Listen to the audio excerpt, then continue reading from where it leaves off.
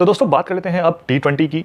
अब जैसे कि आपको पता ही है, इस बार नेपाल 20 देशों के बीच में होने वाले T20 वर्ल्ड कप के लिए क्वालिफाई कर चुका है ऑलरेडी, जो कि यूएसए और वेस्ट इंडीज़ में खेला जाने वाला है। और खबरें ऐसी आ रही हैं कि जो हमारा यूएसए वर्सेस नीदरलैंड्स का जो मैच है डलास में, उसकी टिकट्स सारी सोल्ड आउट हो चुकी हैं। और ये भी देखने में मज़ा आने वाला है कि किस हिसाब का क्राउड वहाँ पर आएगा नेपाल की सपोर्ट में। तो ये थी एक न्यूज़ आपको बताने के लिए।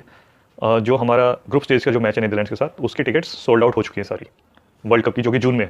बट उसी की प्रिपरेशंस के लिए कैन ने लीग 2 के तुरंत बाद ही नामीबिया और नीदरलैंड्स, जो कि ये दोनों भी क्वालिफाई कर चुके हैं T20 वर्ल्ड कप के लिए, इन दोनों के साथ ही एक T20 सीरीज़ रखी थी, जो कि शेड्यूल मिला के हमने रिक्वेस्ट करा था इन दोनों टीम से कि हमारे साथ आप एक T20 की सीरीज़ भी खेल लीजिए। ज़्यादा लंबी नहीं, छोटी सीरीज़ होगी, 2-2 मैच हर एक टीम एक दूसरे से खेलेगी और एक फाइनल रखा जाएगा टॉप 2 टीम्स के बीच में। कल रात को ही जब हमारा जो कल नीदरलैंड्स के साथ जो मैच था, उसके ख़त्म होने के बाद रात के समय पे कैन ने T20 सीरीज़ के लिए टीम अनाउंस करी थी। अब हमें T20 के मोड में आना होगा गाइस, क्योंकि अब वनडे क्रिकेट शायद हम जून जुलाई के बाद ही हमें देखने को मिले। जून जुलाई के बाद ही हमें देखने को मिलेगा वनडे क्रिकेट। तो उससे पहले तक हमें सारे के सारे T20 फॉर्मेट में ही गेम खेलने हैं। तो उसी के शुरुआत में अभी तक हम वनडे के फॉर्मेट में चल रहे थे, बट अब सारे जितने मैचेस होंगे सारे T20 फॉर्मेट में होंगे वर्ल्ड कप तक। तो पहली सीरीज़ तो हमारी यही है जो हमने ऑर्गेनाइज़ करी है। दूसरी एक ACC प्रीमियर्स कप है, जो कि अप्रैल में है, ओमान में खेली जाएगी 10 देशों के बीच में। और 2 ग्रुप डिवाइड हुए हैं 5-5 देशों के, जो कि आपस में राउंड रॉबिन फॉर्मेट में खेलेंगे और सेमीफाइनल टॉप 2 टीम सेमीफाइनल में जाएंगी और आपस में क्रॉस करके फाइनल्स तक रास्ता तय करेगी। तो उसका जो विनर होगा उसको 2025 में उसको एशिया कप खेलने का मौका मिलेगा। और जो कि लास्ट टाइम पे नेपाल जीता था और नेपाल ने एशिया कप में एंट्री बनाई थी अपनी पहली, और इंडिया पाकिस्तान के साथ मैच खेलने का मौका मिला था नेपाल को। उसी तरीके से T20 फॉर्मेट में ये रहने वाला है प्रीमियर कप, जो कि ओमान में होगा। और इसके विजेता को भी एशिया कप में खेलने का मौका मिलने वाला है, जो कि नेक्स्ट ईयर होगा 2025 में।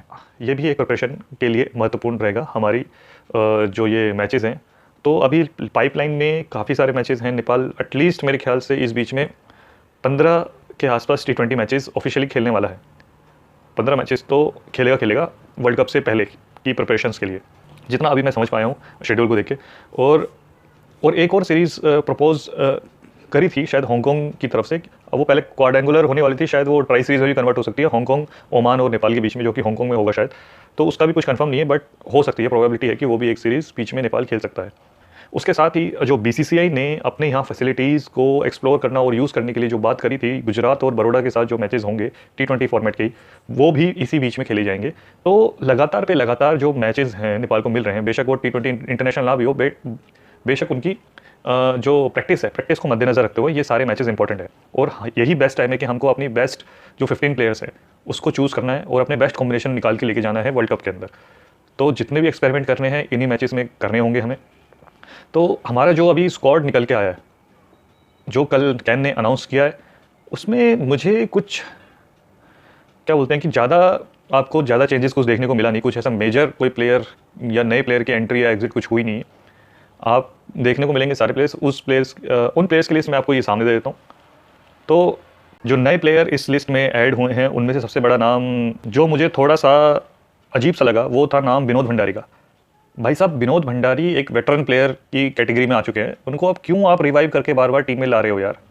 अब यंगस्टर्स इतने सारे बैकअप के तौर पर हैं, आप उनको मौका दीजिए ना।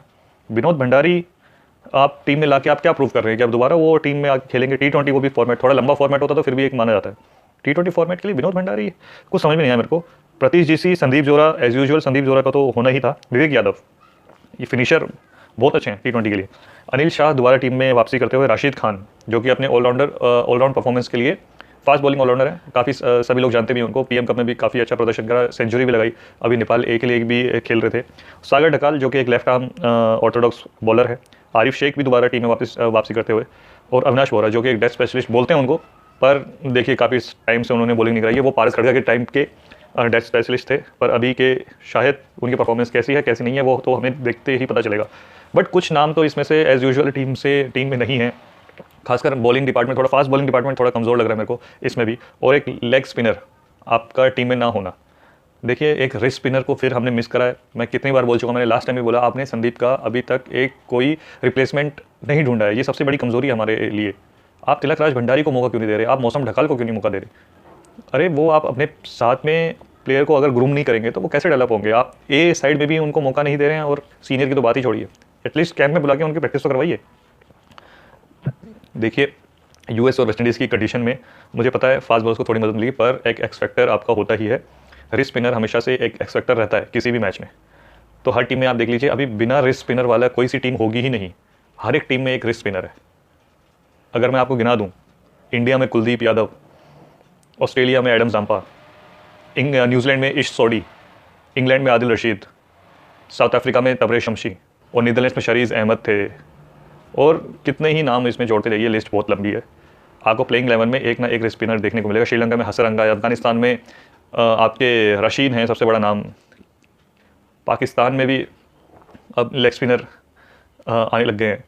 तो मैं ये बोलना चाह रहा हूँ कि हमको जल्द से जल्द एक रिस्ट स्पिनर की ज़रूरत है और उसको टीम में हमें लाना ही पड़ेगा। आप T20 में, क्योंकि रिस्ट स्पिनर का कुछ तोड़ नहीं होता, अगर वो विकेट लेने पे आ गया, बॉल अगर घूमने लग गई, मैच पलट देने में काबिलियत रखते हैं। तो दोस्तों ये जो हमारी T20 सीरीज़ जो कल से होने वाली है, मैच लगभग दिन में ही स्टार्ट होगा, लगभग 11:30 के आसपास। तो जो पिचेस हैं शायद वो ये वनडे वाली पिचेस ना होकर T20 वाली पिचेस रहेगी। अलग पिचेस में खिलाने की बात मैंने सुनी थी, थोड़े जिसमें रन्स ज़्यादा अच्छी तरीके से लगें। तो T20 मोड में तो हमें आना ही था। हमें फिनिशर, बढ़िया फिनिशर की ज़रूरत है जो टीम के अंदर फिनिश कर सके। T20 के लिए नेपाल थोड़ा माना भी चाहता है। जो हमारा जो स्ट्रेंथ थी थोड़ी T20 क्रिकेट, थोड़ी जो फास्ट फटाफट क्रिकेट है वो हम थोड़ी अच्छी खेलते हैं। हमने लास्ट टाइम से भी देखा है कुछ, बट कुछ लूज पॉइंट हैं टीम के अंदर, जो बॉल अच्छे बॉलर्स का ना होना, वो कहीं हमारी कमज़ोरी बन सकता है। अच्छा बॉलर्स मतलब कि हमारे पास अच्छे डेथ बॉलर्स नहीं है। फास्ट बॉलिंग अभी भी हमारी कमज़ोर है। करण केसी और सोमपाल के भरोसे ही हम बैठे हुए हैं अभी तक फास्ट बॉलिंग पे। और 2 प्लेयर्स ऐसे हैं, किशोर महतो और नंदन यादव, जो कि ऑस्ट्रेलिया में प्रैक्टिस कर रहे हैं फ़िलहाल। तो उनसे क्या कम्युनिकेशन हो रहा है कैन का, वो भी जानना ज़रूरी है, क्योंकि उनके पास भी अच्छा खासा एक्सपीरियंस था T20 क्रिकेट का। काफ़ी समय से वो फ्रेंचाइज लीग में भी अच्छा खेल रहे थे। खासकर किशोर महतो की बात कर रहा हूँ। वो अपनी स्लोअर बॉल और कटर बॉल के लिए जाने जाते हैं। वो लास्ट ओवर में भी आके रन बचा के उन्होंने मैच जिताए हैं। वो ज़्यादा रन भी नहीं, मतलब 6-7 रन भी उन्होंने डिफेंड करे हैं एक ओवर में।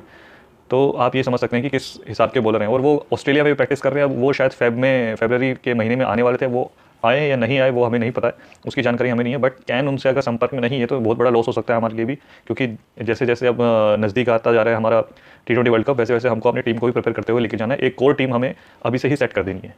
आपके पास 2-3 महीने बोलने के रह गए हैं, पर हमारी अभी से एक टीम रहेगी जो जेलअप होकर एक साथ परफॉर्मेंस करेगी, खेलेगी एक साथ। तभी हम आगे कुछ एक्सपेक्टेशन रख सकते हैं अपनी टीम से कि वर्ल्ड कप में जाके हम अपनी नाक नहीं कटवाएंगे, कम से कम कम्पीट तो करके आएंगे। तो वो चीज़ है। तो दोस्तों ये तो रही टीम की बात, टीम न्यूज़ हो गई, आपके प्लेयर्स की बात हो गई। ये जो हमने प्लेयर्स के सबके नाम लिए हैं, ये टीम है, ठीक है, होम ग्राउंड है, ज़्यादा उसकी ज़रूरत नहीं है, ज़्यादा टेंशन वाली बात तो नहीं है। बट फिर भी एक T20 का क्यों क्या हो गया, थोड़ा एक मैं कह रहा हूँ कि थोड़ा क्रेज़ कम सा हो गया। कम क्यों हुआ? थोड़ा सबका मूड थोड़ा ऑफ है अभी के टाइम पे। क्या है ना कि जैसे हमने अभी ये मैच आ रहे हैं ना 3, उसकी वजह से लोगों के अंदर विश्वास बहुत कम हो गया, बहुत डीमोटिवेटेड हो गए हैं। मैं प्लेयर्स की बात नहीं कर रहा, मैं फैंस की बात कर रहा हूँ। फैंस थोड़े उदास से हो गए हैं, थोड़ा मन बैठ सा। मैं अपनी बात भी कर रहा हूँ। तो मुझे भी मतलब कि यार चलो है T20 है, कोई बात नहीं, बट जो कल ही तो हारे हैं यार, इतनी बड़ी हार हुई, झेलनी पड़ी। अब एकदम से वो शिफ्ट कर पाना, अपना गियर चेंज करना, तो उसमें थोड़ा समय लगता है, कोई बात नहीं, होती है। अब नेपाल जब खेलेगा तब तक तो हम देखने वाले ही हैं भाई।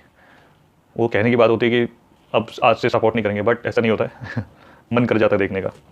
तो दोस्तों इस वीडियो के लिए बस इतना ही, और कल मैच है तो फिर सारी बातें अब कल के मैच के बाद ही कुछ कर लेंगे। तब तक के लिए आपसे विदा लेना चाहता हूँ, और कल मिलेंगे अब पोस्ट मैच में। तब तक के लिए नमस्कार।